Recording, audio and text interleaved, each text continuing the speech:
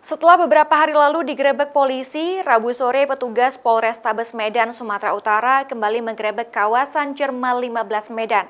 Meskipun sudah berulang kali digerebek, petugas tetap menemukan pelaku narkoba. Untuk menangkap para pelaku narkoba, polisi harus berlari menyusuri perkampungan yang kini dikenal sebagai kampung narkoba. Meskipun beberapa hari lalu polisi telah menggerebek tempat ini, namun polisi tetap menemukan pelaku narkoba. Untuk menangkap para pelaku, polisi harus mengejar para pelaku ke areal perkebunan dan lorong-lorong sempit rumah warga, karena para pelaku berusaha kabur begitu melihat polisi datang.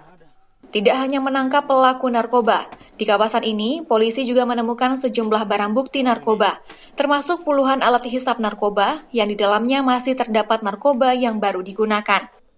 Kasat Sabara Polrestabes Medan, Ajun Komisaris Besar Polisi Sony Siregar menyebut dalam penggerebekan ini pihaknya juga menemukan sejumlah mesin judi jackpot yang pada penggerebekan sebelumnya juga ditemukan.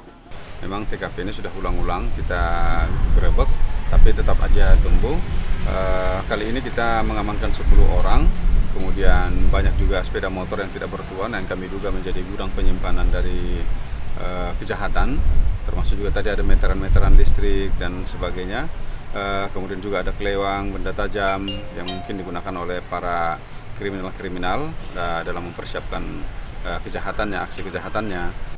Selain itu, pihaknya juga menemukan kunci letter T yang biasa digunakan pelaku pencurian bermotor di perkampungan ini. Seluruh pelaku narkoba yang ditangkap dalam penggerebekan ini sendiri nantinya terancam akan dipenjara selama lebih dari 5 tahun karena dijerat dengan Undang-Undang Nomor 35 Tahun 2009 tentang narkotika. Ferry Irawan, Kompas TV, Medan, Sumatera Utara.